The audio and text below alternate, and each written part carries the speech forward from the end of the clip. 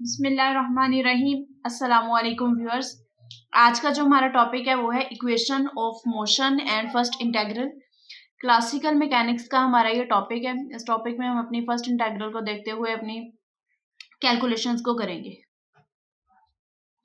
अच्छा जी, इस टॉपिक में सबसे पहले हम देखते हैं लास्ट हमारा टॉपिक जो था वो था two body central force problem को हमने वन बॉडी में कन्वर्ट कर दिया था, जो लास्ट लेक्चर है। ठीक है, तो जब हमने टू बॉडी को वन बॉडी प्रॉब्लम में कन्वर्ट कर दिया तो अब हमने उस बॉडी को स्टडी करना है as a one body consider करते हुए।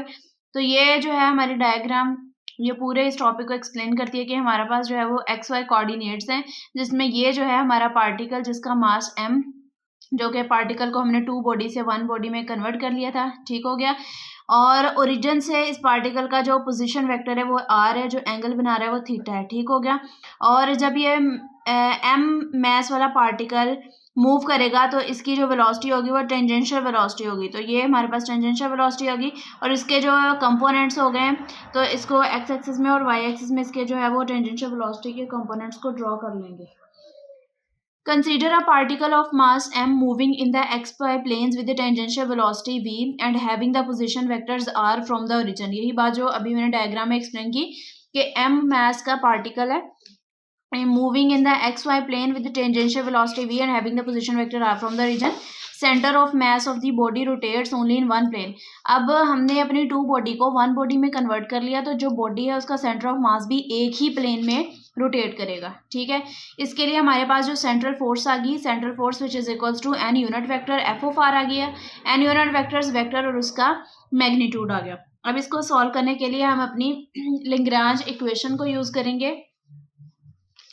Lagrangian for the particle of mass m। हमें पता है कि जो हमारे पास लैग्रांज इक्वेशन होती है वो डिफरेंस होती है काइनेटिक एनर्जी और पोटेंशियल एनर्जी का। ठीक हो गया। तो हमारे पास काइनेटिक एनर्जी का फार्मूला आता है 1/2 mv²। v is the velocity. तो हमने ऊपर डायग्राम में बात की कि जो बॉडी है वो उसको हम उसके कंपोनेंट्स में ड्रॉ करेंगे, तो वेलोसिटी का हमारे पास x कंपोनेंट भी आएगा और y कंपोनेंट भी आएगा। दोनों वेलोसिटी के कंपोनेंट्स को हम स्टडी करेंगे।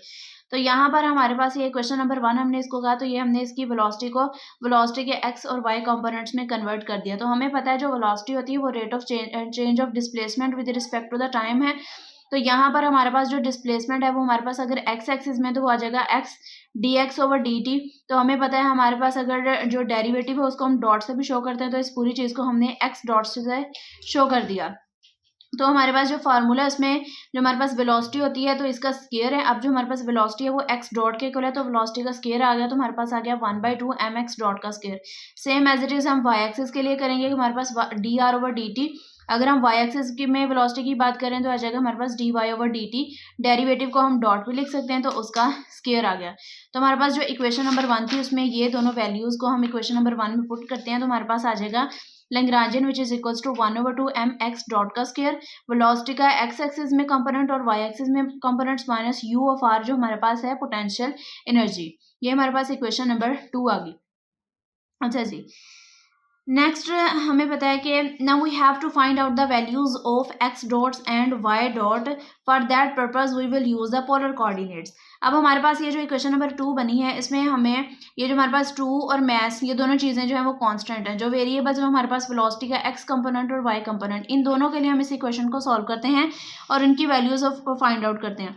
तो उस चीज़ के लिए हम देखते हैं कि जो हमारे ऊपर डायग्राम थी इसमें हमारे पास एक राइट एंगल ट्राइंगल बन रही है। हमारे पास जो डायग्राम इसमें एक ट्राइंगल, ये भी हमारे पास एक ट्राइंगल है और ये भी हमारे पास एक ट्राइंगल है। ये दोनों हाफ ट्राइंगल हैं जिसमें ये हमारे पास बेस आ गई, ये हाइपोटेन्यूज आ गया और ये परपेंडिकुलर आ गया।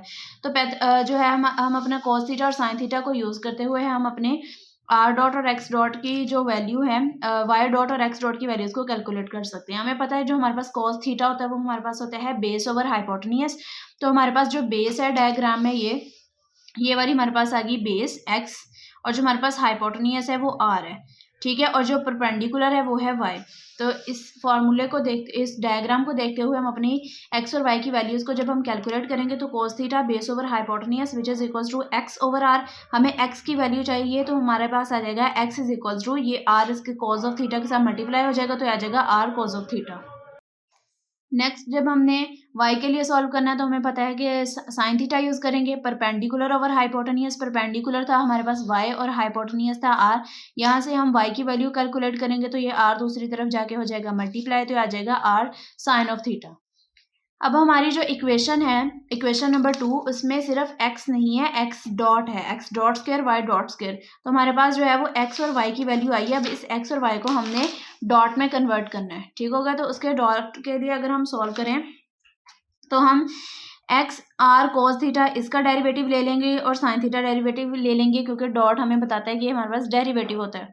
तो एक्स डॉट का अगर हम डेरिवेटिव लें तो ये है हमारे पास आर कोस ऑफ थीटा, ठीक हो गया।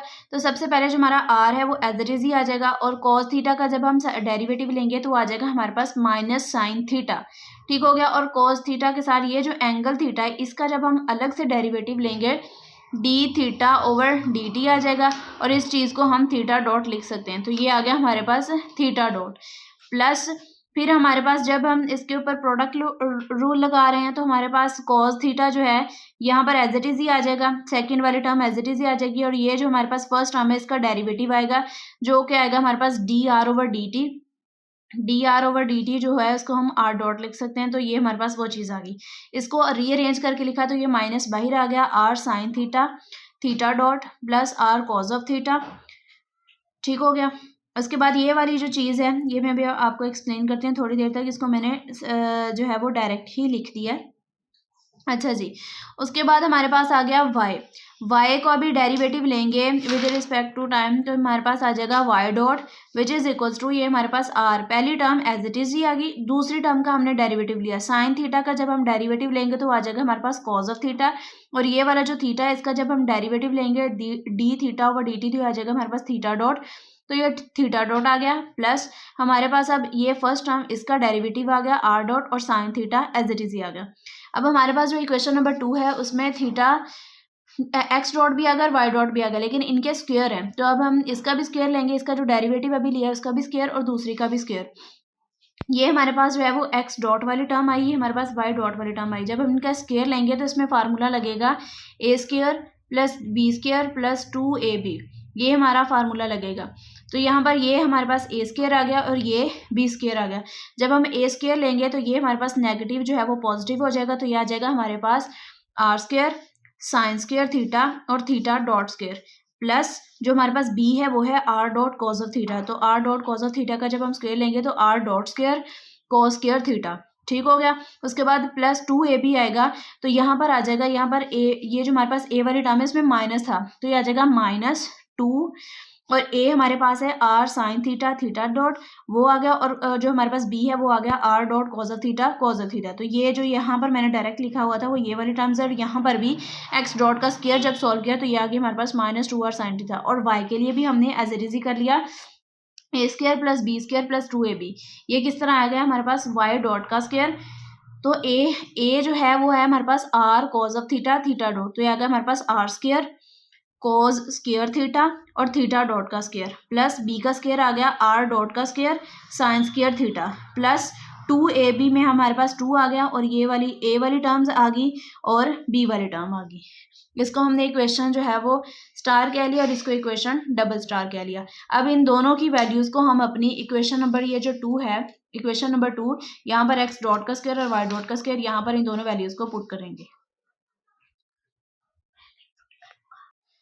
अच्छा जी, नेक्स्ट हमारे पास है put the values of equation star and equation double stars in the equation number 2। अभी जो हमने पीछे बात की तो हमारे पास इक्वेशन नंबर 2 थी Lagrange which is equals to 1/2m, तो एक्स डॉट की जगह एक्स डॉट की वैल्यू आ गई प्लस 1/2, और ये हमारे पास वाई डॉट की वैल्यू आ गई और माइनस u(r), इसको हमने इक्वेशन नंबर 3 का नाम दे दिया, ठीक हो गया। तो यहाँ पर भी 1/2m है और 1/2m, इन दोनों में से 1/2m को हम ले लेंगे बाहर कॉमन, और ये अंदर वाली चीज़ें एज इट इज आ जाएगी, r square sine square theta theta dot का square plus r dot square cos of square theta minus 2(r) sine theta theta dot r dot cos of theta, plus ये वाली पूरी terms, इनको हमने rearrange करके लिख लिया, ठीक हो गया।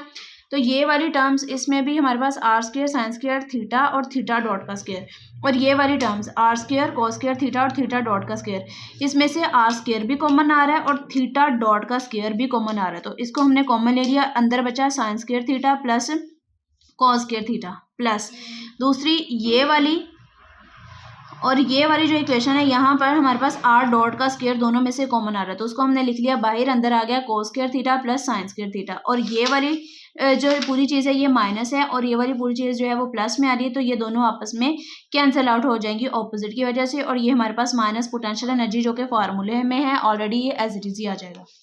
अच्छा जी, हमें पता है जो हमारे पास sine square theta plus cos square theta ये 1 के इक्वल होता है, तो यहाँ पर भी हम 1 पुट करेंगे और यहाँ पर भी 1 पुट करेंगे, तो यहाँ पर आ जाएगा हमारे पास 1/2m r square theta dot का square plus r dot square minus u of r potential energy as it is. इस 1/2m को अगर हम अंदर मल्टीप्लाई करेंगे तो ये आ जाएगा हमारे पास 1/2m r square theta dot square plus 1/2m r dot square minus u of r. इसको हमने कह दिया इक्वेशन नंबर 4। अब हम लेग्रांज इक्वेशन में ये वाला काम करते हैं, d over D t curly l over curly r dots minus curly l over curly r which is equal to 0। हम इसको सॉल्व करेंगे with respect to r dot और with respect to theta dot, और next हम देखेंगे कि हमारा result क्या बनता है। अगर हम with respect to r dot इस पूरी इक्वेशन को डेरिवेट करें तो curly l over curly r dot के रिस्पेक्ट से करें तो ये वाली टर्म जो है वो 0 हो जाएगी क्योंकि इसमें आर डॉट नहीं है। ये वाली टर्म सिर्फ सॉल्व होगी, तो यहाँ पर क्योंकि आर डॉट है तो ये 2 स्टार्ट पर आ जाएगा। ये जब हमारे पास 2 स्टार्ट पे आया 2/2m आर डॉट, ठीक हो गया, तो ये 2 से कैंसिल हो जाएगा, ये आ जाएगा हमारे पास m आर डॉट और बाहर है डी ओवर डी टी। जब हम इस चीज़ को सॉल्व करेंगे तो ये डी ओवर डी टी, सिर्फ अभी हमने इस चीज़ को सॉल्व किया तो ये आ गया हमारे पास m आर डॉट। तो हमें पता है अगर डेरिवेटिव को हम डॉट से लिखते हैं तो ये हमारे पास m आर डॉट है, तो इस चीज़ को सॉल्व करेंगे तो m आर डबल डॉट आ जाएगा। नेक्स्ट हमारे पास है curly l over curly are. अब हम करली एल ओवर करली आर के रिस्पेक्ट से ये हमारे पास जो ऊपर इक्वेशन है इक्वेशन नंबर 4, इसको अगर हम सॉल्व करें तो यहाँ पर आ रहा है आर, तो अगर हम इस आर के लिए सॉल्व करें तो ये हमारे पास 2 जो है वो स्टार्ट पर आ जाएगा और वो 2 और ये 2 कैंसिल आउट हो जाएंगे और ये आ जाएगा हमारे पास m आर और ये थीटा डॉट का स्क्वायर एज इट इज ही, और यहाँ पर r डॉट है और ये हमारे पास r है, तो ये वाली चीज़ भी हो जाएगी 0 और माइनस, और ये हमारे पास पोटेंशियल एनर्जी इसमें r आ रहा है तो हमारे पास curly u r over curly r आ जाएगा। इसको हमने इक्वेशन 4 स्टार कह दिया। अब हमारे पास इक्वेशन 3 स्टार और इक्वेशन 4 स्टार की वैल्यूज आई है, इसको हम इक्वेशन 5 में पुट कर देते हैं। यहाँ पर इस पूरी चीज़ की जो वैल्यू आई है वो आ गई है हमारे पास m आर डबल डॉट, और इसकी जो वैल्यू आई है curly l over curly are की आएगी हमारे पास m आर थीटा डॉट का square minus curly u r over curly r. तो इसकी वैल्यूज़ को अगर हम पुट करें तो ये आएगा हमारे पास m r double dot minus m r theta dot square minus curly u और करली आर। अगर हम इसको रीअरेंज करें, इस माइनस को अंदर मल्टीप्लाई कर दें तो ये हमारे पास नेगेटिव में आ जाएगी और माइनस माइनस प्लस ये पॉजिटिव में आएगी। इसको हमने इक्वेशन नंबर 6 कह दिया। अब हमारे पास जो इक्वेशन नंबर 4 थी उसको हमने डिफरेंशिएट करना है with respect to theta dot. ठीक हो गया, with respect to theta dot करेंगे तो देखें with respect to theta dot किया तो ये हमारे पास ये जो इक्वेशन नंबर 4 में ये जो 2 है ये स्टार्ट पर आ जाएगा, ये 2 इस 2 के साथ कैंसिल हो जाएगा, ये आएगा हमारे पास m आर स्क्वायर और थीटा डॉट। ठीक हो गया, तो ये लिखा हुआ है curly l over curly theta dot के रिस्पेक्ट से करेंगे तो आ जाएगा हमारे पास m r square theta dot और बाहर है हमारे पास डी ओवर डी टी, तो वो डी ओवर डी टी उसको डबल डॉट कर देगा। ठीक है, और दूसरा हमने डिफरेंशिएट करना है विद रिस्पेक्ट टू थीटा। अगर हम अपनी इस इक्वेशन नंबर 4 को देखें तो यहाँ पर ना थीटा यहाँ पर है, ना थीटा यहाँ पर है, ना थीटा यहाँ पर है, ये थीटा डॉट है, तो ये पूरी टर्म 0 हो जाएगी विद रिस्पेक्ट टू थीटा, तो curly l over curly theta 0 के इक्वल आ जाएगा। तो अगर हम अपनी इस इक्वेशन में वैल्यूज को पुट करें तो ये वाली चीज़ जो है वो 0 आ जाएगी, सिर्फ बचेगा क्या m r square theta double dot, तो ये आ गया हमारे पास m r square theta double dot which is equal to 0। तो इस पूरी चीज का कंक्लूजन हमारे पास क्या निकल रहा है, angular momentum of any particle that is moving under the central force is also constant. हमारे पास एंड रिजल्ट में बचा हमारे पास m r square theta double dot, तो इसको हम लिख सकते हैं d over D t m r square theta dot which is equal to 0। तो ये हमें ये बता रही है कि जो हमारा एंगुलर मोमेंटम है किसी भी पार्टिकल के लिए जो कि एक सेंट्रल फोर्स की हेल्प से मूव कर रहा है उसका एंगुलर मोमेंटम कांस्टेंट होता है। ये हमारे पास first integral equation of motion for first integral उसका पहला रिजल्ट आ गया कि एंगुलर मोमेंटम कांस्टेंट होता है। अब हमने अपनी इस इक्वेशन को सॉल्व करना है areal velocity of a particle. सबसे पहले समझ लेते हैं एरियल वेलोसिटी क्या होती है। Aerial velocity is the rate at which area is swept out by the radius vector from a fixed center of force as a particle moves along its trajectory। इसको समझते हैं हम, इस पूरी इक्वेशन को समझते हैं इस डायग्राम की हेल्प से। ये हमारे पास था, हमारे पास पार्टिकल ऑफ मास है और ये था हमारे पास ओरिजिन। हम कंसीडर करते हैं ये हमारे पास सन है और ये हमारे पास अर्थ है। ये दो बॉडीज हैं, इनको हमने एक बॉडी में कन्वर्ट किया था, इनके दरमियान में सेंट्रल फोर्स थी। ठीक है, तो हमारे पास एरियल वेलोसिटी क्या कहती है कि एरियल वेलोसिटी जो बॉडी अपने पोजीशन वेक्टर आर के रिस्पेक्ट से जब मूव करती है एक्स वाई प्लेन में, तो वो जितना एरिया कवर करती है उसको हम कहते हैं एरियल वेलोसिटी। तो अगर हमारे पास अर्थ जो है वो सन के अराउंड इस तरह मूव करती है, तो ये हमारे पास with respect to the position vector r, origin से जो वहां तक का जो वेक्टर है उसको हम कहते हैं आर। ये हमारे पास जो है आर है, तो ये जितने एरिया को कवर करती है उसको हम कहते हैं एरियल वेलोसिटी। अब यहाँ से अर्थ जो है यहाँ तक अगर हम मूव की है, तो अगर हम यहाँ से एक और वेक्टर ड्रा करें एंगल थीटा के साथ, तो ये हमारे पास जो पिंक शेडेड जो है ये इसका एरिया है जो इसने कवर किया है। इसको हमने साइड पर ड्रा किया तो ये हमारे पास एंगल थीटा आ गया और ये इसने यहाँ से लेकर यहाँ तक जाने में जितना उसके अंदर एंगल में चेंज आया वो आ गया हमारे पास डी थीटा। ठीक हो गया, और ये उसका पोजीशन वेक्टर आर आ गया और ये हमारे पास आर डी थीटा जितना उसने एंगल और डिस्टेंस कवर किया। तो इस हमने ट्राइंगल को सेपरेट बना के देखा कि ये हमारे पास पोजीशन वेक्टर आर आ गया और ये उसके पोजीशन वेक्टर आर के चेंज होने से कितना उसके एंगल के अंदर चेंज आया, ये वो वाली चीज़ आ गई। ठीक हो गया, तो अगर हमने एरिया फाइंड आउट करना है तो हम देख रहे हैं कि यहाँ पर जो है हमारी ट्राइंगल बन रही है। तो एरिया फाइंड आउट करना है तो ट्राइंगल का एरिया हमारे पास क्या होता है, दोबारा से एक दफा फिर से डेफिनेशन को भी देख लेते हैं। Areal velocity is the rate at which area is swept out by the radius vector from a fixed centre of force as a particle moves along its trajectory. वही बात कि पार्टिकल जब अपनी ट्रेजेक्टरी के मूव अराउंड जो है वो move करता है तो वो जितना एरिया कवर करता है अपने अपने सेंटर से, अपने फिक्स जो उसका सेंटर है वहां से अपना जितना एरिया कवर करता है उसी को हम कहते हैं एरियल वेलोसिटी। तो एरिया अगर हमने फाइंड आउट करना तो उसके लिए हमें पता है हमारे पास एक फार्मूला होना जरूरी है। तो एरिया ऑफ द ट्राइंगल उसका फार्मूला है हमारे पास d is equal to 1/2 base multiply by height. तो अगर हम यहाँ पर देखें तो हमारे पास जो बेस है वो हमारे पास है ये आर पोजीशन वेक्टर्स, और जो हमारे पास हाइट है वो है ये वाली हाइट जो कि हमारे पास आ गई आर डी थीटा। तो इन दोनों को लिख लिया तो आर इंटू आर हो गया हमारे पास are square d theta. Equation number हमारे पास आ गई 7। इन दोनों का अगर हम डिफ्रेंशिएट करें with respect to the time तो ये आ जाएगा हमारे पास d a over D t 1/r square आ गया d theta over D t. हमें पता है डेरिवेटिव को हम डॉट से लिख सकते हैं, तो ये हमारे पास d a over D t is equal to 1/2 r square theta dot. Equation number 8 आ गई। अच्छा जी, अगर हम इस इक्वेशन को लिखें तो हमारे पास d ओवर डी टी हमारे पास ये वाली इक्वेशन जो है हमने पीछे एंगुलर मोमेंटम के लिए ये वाली इक्वेशन अभी पढ़ी है कि हम d over D t m r square theta dot which is equal to 0। अच्छा जी, अगर हम इसको डिफरेंशिएट करेंगे with respect to the time तो ये हमारे पास d theta over D t theta dot में कन्वर्ट हो जाएगा। तो ये हमारे पास आ जाएगा d over D t 1/2 r square theta dot.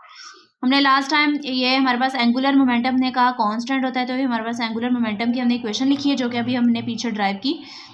If change is 0 then the areal velocity is also 0। तो यहाँ पर हमारे पास एक केपलर का सेकेंड लॉ आता है। हमारे पास केपलर का सेकेंड लॉ हमें क्या कहता है कि conservation of the angular momentum is equivalent of saying that aerial velocity is also constant. उन्होंने कहा कि अगर हमारे पास एंगुलर मोमेंटम कंजर्व हो गया है तो हमारे पास जो हमारी एरियल वेलोसिटी है वो भी कंजर्व हो जाएगी। तो अभी हमने एरियल वेलोसिटी का ऊपर फार्मूला पढ़ा जो कि था हमारे पास 1/2 r स्क्वायर थीटा डॉट। तो ये हमने लिख दिया 1/2 r स्क्वायर थीटा डॉट, ये भी हमारे पास कांस्टेंट और इसको हमने इक्वेशन नंबर 9 कह दिया कि अगर हमारे पास एंगुलर मोमेंटम कंजर्व है तो हमारे पास जो एरियल वेलोसिटी है वो भी कंजर्व करेगी। तो ये हमने दो चीज़ें ड्राइव कर ली हैं कि हमारे पास एंगुलर मोमेंटम आ गया और दूसरी आ गई हमारे पास एरियल वेलोसिटी। तीसरी हम जो है टोटल एनर्जी को फाइंड आउट करते हैं कि जो एनर्जी है क्या वो भी कांस्टेंट आती है या नहीं। अब नेक्स्ट हम उसको ड्राइव करते हैं। नेक्स्ट जो है वो हमारा सोल्यूशन है for the energy of the particle. उसके लिए हमने अभी जो हमने एंगुलर मोमेंटम का फार्मूला ड्राइव किया जो कि हमारे पास है m r square theta dot, इस फार्मूले को लिया है दोनों तरफ हमने लिया स्क्वायर तो ये आ गया हमारे पास एल स्क्वायर एम स्क्वायर और आर की पावर 4 आ गई और थीटा डॉट का स्क्वायर आ गया। ठीक है, इस फार्मूले में एल स्क्वायर आ गया, तो यहाँ से हमने m r theta dot square एक तरफ कर लिया, तो यहाँ पर एम स्क्वायर था तो एक एम इधर आ गया, तो यहाँ पर आ गया एम। ये हमारे पास आर की पावर 4 थी तो एक आर इधर आ गया, इधर आ गई आर की पावर 3 और ये थीटा डॉट का स्क्वायर इसके साथ आ गया। ठीक हो गया। यहाँ से अगर हम m r theta dot square की वैल्यू कैलकुलेट करना चाहें तो ये हमारे पास मल्टीप्लाई और इधर आके हो जाएगा हमारे पास डिवाइड, तो यह जगह l square m r cube और इसको हमने इक्वेशन नंबर 10 का नाम दे दिया। हमें पता है कि जो हमारे पास m r double dot minus m r theta dot square minus f of r ये 0 के इक्वल है, ये हम काम पीछे करके आए हुए हैं। तो अगर हम इस इक्वेशन में से एम आर डबल डॉट की वैल्यू को कैलकुलेट करना चाहें तो ये आ जाएगी हमारे पास एम, ये हमारे पास दूसरी तरफ जाके दोनों चीजें प्लस हो जाएंगी, m r theta dot square plus f of r, इसको इक्वेशन नंबर बीटा का नाम दे दें। ठीक है, तो हमारे पास जो इक्वेशन बीटा को हम अपनी इक्वेशन नंबर 10 में पुट करेंगे, जहां पर है हमारे पास m r double dot which is equals to हमारे पास आ जाएगा, ये हमारे पास इक्वेशन नंबर 10 जो है उसको इक्वेशन नंबर बीटा में जब पुट करेंगे तो हमारे पास m r theta dot square equal है l square over m r cube, तो m r square theta dot की जगह आ जाएगा l square over m r cube plus f of are आ जाएगा हमारे पास। ठीक हो गया। तो हमें पता है जो हमारे पास एफ ऑफ आर है वो हमारे पास इक्वल होता है करली यू ओवर करली आर के, तो करली यू ओवर कर लिया तो इसकी जगह हम एफ ऑफ आर की जगह अपना लिख लेंगे minus curly you over curly r.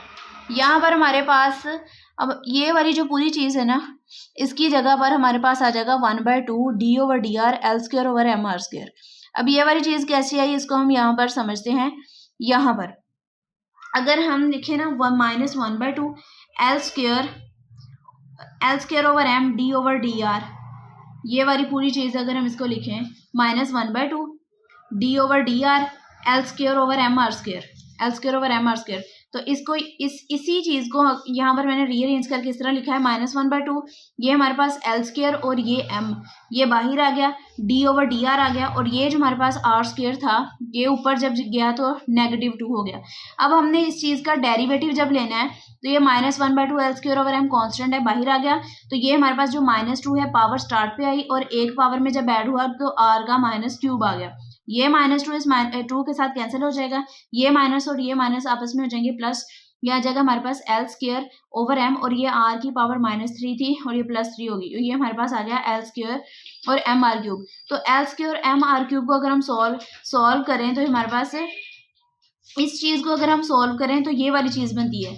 तो इस इक्वेशन में जहाँ पर ये हमारे पास l square over m r cube है वहाँ पर हम अपनी ये वाली चीज़ जो है इसको पुट कर सकते हैं, तो L square over m r cube की जगह ये वाली चीज़ हमने पुट कर दी और माइनस कर ली यू ओवर कर लिया, ये ऊपर वाला एज इट इज ही आ गया।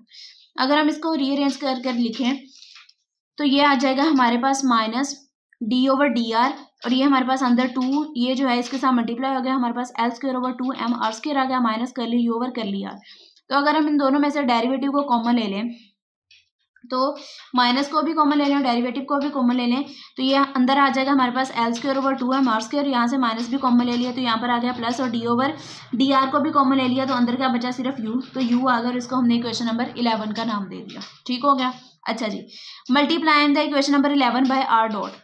अब इक्वेशन नंबर ये जो 11 बनी है इसको हमने आर डॉट के साथ मल्टीप्लाई करना है, तो यहाँ पर था एम आर डबल डॉट और ये रेड पेन से आर डॉट का मतलब ये कि हमने इसको मल्टीप्लाई किया, माइनस ये d over d r as it is ही आ गया, L square over 2 m r square plus u as it is ही आ गया, और हमें पता है हम आर डॉट को d are over D t भी लिख सकते हैं, तो आर डॉट की बजाय इस तरफ हम D R over D T लिखेंगे। ये इसलिए लिखेंगे क्योंकि यहाँ पर हमारे पास नीचे डी आर है, तो ये डी आर इस डी आर को कर देगा कैंसिल आउट, तो यहाँ पर आ जाएगा हमारे पास m r double dot r dot which is equals to minus ये हमारे पास डी आ गया और यहाँ पर आर आर के साथ कैंसिल हो गया तो डी टी बचा, डी टी आ गया और अंदर वाली चीज L square over 2 m r square plus you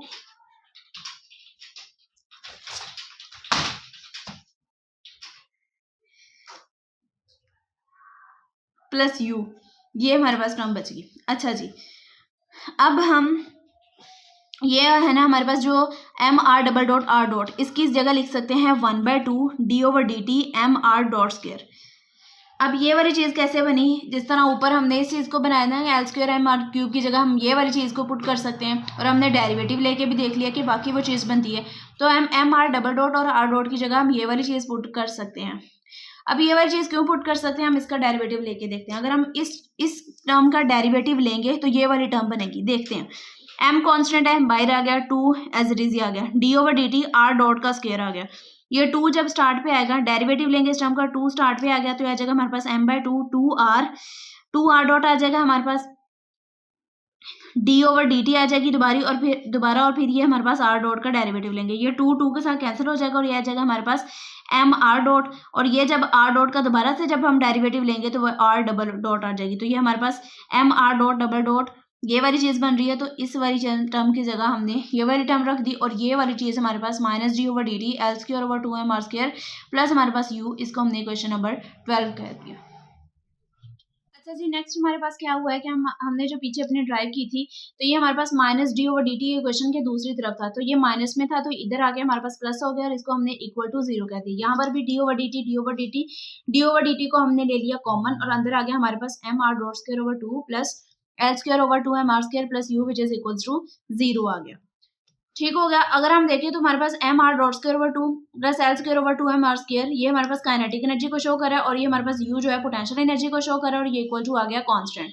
तो हमारे पास टोटल एनर्जी जो होती है वो इक्वल होती है हमारे पास kinetic energy plus potential energy. अगर हम यहाँ पर जो है अपनी एल की वैल्यू निकालें, जो लिखें, जो कि हमारे पास होता है angular momentum m r square theta dot, जो कि हमने फर्स्ट जब इस इक्वेशन को स्टार्ट करना सोल्व किया था तो फर्स्ट पे कैलकुलेट की थी। ये वैल्यू एल का स्क्वायर है तो बाहर आ गया square over 2m r square plus u which is equal to constant.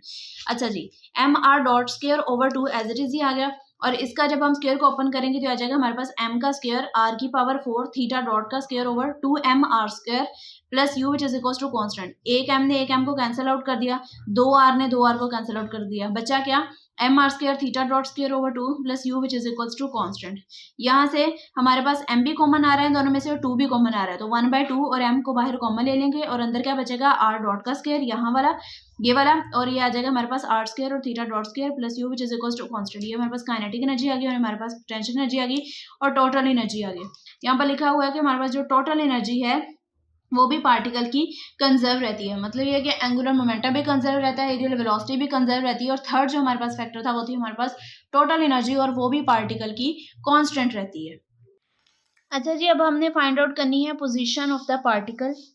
For locating the position of the particle हमने स्टार्ट पे बात की थी, हम कार्टेशियन कोऑर्डिनेट्स की बजाय हम पोलर कोऑर्डिनेट्स को यूज करेंगे। तो पोलर कोऑर्डिनेट्स में हमने r और थीटा को लेंगे और इनकी वैल्यू को कैलकुलेट करेंगे। 2 जनरलाइज्ड कोऑर्डिनेट्स लेंगे r और थीटा, हम पोलर कोऑर्डिनेट्स की बात कर रहे हैं इसलिए r और थीटा की बात करेंगे।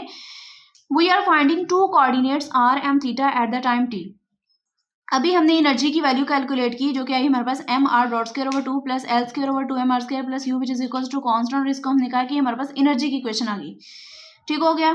तो यहाँ से हमारे पास ये वाली जो u और L square over 2m r square दूसरी तरफ जाके हो जाएंगे माइनस और ये हमारे पास इधर आ जाएगा 1/2m r डॉट स्क्वायर। यहाँ से अगर हमने r को कैलकुलेट करना है क्योंकि हमने कहा कि हम इसको r के लिए और थीटा के लिए सॉल्व करेंगे, तो यहाँ पर हमने r को साइड पे रखा r डॉट के स्क्वायर को और 2 को जब हम दूसरी तरफ लेके गए और m को लेके गए तो 2 डिवाइड हो रहा है, इधर जाके हो जाएगा मल्टीप्लाई और m मल्टीप्लाई हो रहा है तो दूसरी तरफ जाके हो गया डिवाइड और ये वाली चीज e minus u minus l square over 2m r square as it is आ गया। हमें सिर्फ चाहिए r, तो यहाँ पर स्क्वायर को खत्म करने के लिए हम दोनों तरफ क्या ले लेंगे, स्क्वायर रूट ले लेंगे। तो ये आ जाएगा हमारे पास r dot which is equal to 2/m और स्क्वायर रूट की वैल्यू होती है 1/2, तो इस पूरी के ऊपर आ जाएगा हमारे पास 1/2, इसके ऊपर आ जाएगा 1/2।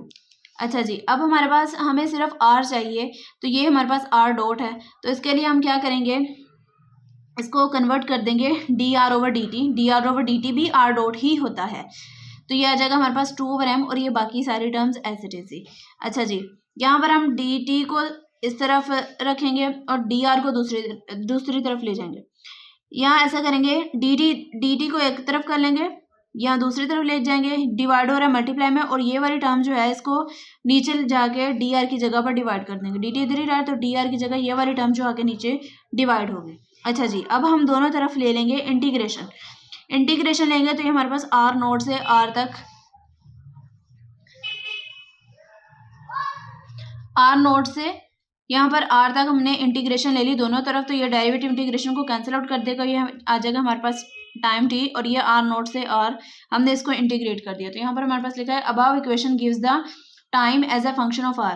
तो ये हमारे पास इक्वेशन हमें देती है टाइम को as a function of r and constant हमें देती है, कांस्टेंट कौन कौन से आ रहा है, energy, potential energy r naught आ गया और माइनस एल जो कि हमारे पास था एंगुलर मोमेंटम्स और आर नोड जो कि उसकी पोजीशन को बता रहा है, एनर्जी भी कांस्टेंट है, एंगुलर मोमेंटम भी कांस्टेंट है और ये हमें पोजीशन बता रहा है। और ये वाले जो कांस्टेंट है वो इस इक्वेशन में आते हैं और इसको हमने इक्वेशन नंबर 14 का नाम दे दिया।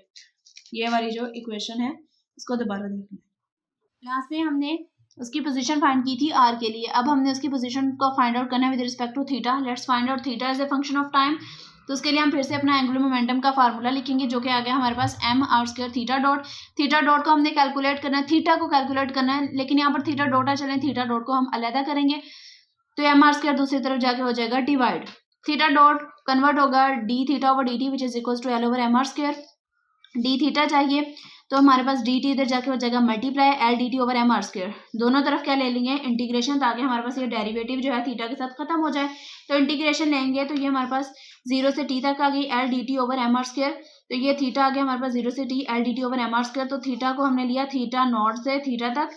तो हमारे पास एल को अगर हम एल कांस्टेंट है क्योंकि हमने स्टार्ट पे कहा था एंगुलर मोमेंटम कांस्टेंट है, तो अंदर हमारे पास जो टर्म्स आ गई 0 से t d t over m r square. Limits को सॉल्व करेंगे तो आ जाएगी upper limit minus lower limits, l आ गया और 0 से t d t over m r square. तो यहाँ पर हमारे पास हमें सिर्फ थीटा चाहिए, तो ये थीटा नोट दूसरी तरफ जाके हो जाएगा प्लस। तो इक्वेशन नंबर 15 आ गई। यहाँ से दोबारा देख लें, ये हमारे पास थीटा आ गया, theta minus theta naught upper limit minus lower limits, l 0 से t d t over m r square आ गई। एल कांस्टेंट बाहर 0 से t d t over m r square, ये माइनस है इधर जाके प्लस हो गया। इसको हमने इक्वेशन नंबर 15 का नाम दे दिया। Thus ultimately problem is reduced into the quadratures. Equation number 14 जो कि जिसमें हमने आर को with respect to function of time solve किया था, और इक्वेशन नंबर 15 में हमने थीटा को with respect to the function of time solve किया है। और हमने कहा कि यहाँ पर हमें 4 कांस्टेंट्स मिल गए हैं जिसमें हमारे पास एनर्जी आ गई और यहाँ पर हमारे पास मैस आ गया, आर नोड आ गया और आर थीटा ये हमारे पास कांस्टेंट आ गया। और यहाँ तक हमारे पास जो equation of motion for the first integral है इसको हमने सॉल्व आउट कर दिया। Thank you so much for watching and don't forget to subscribe, like and share my channel.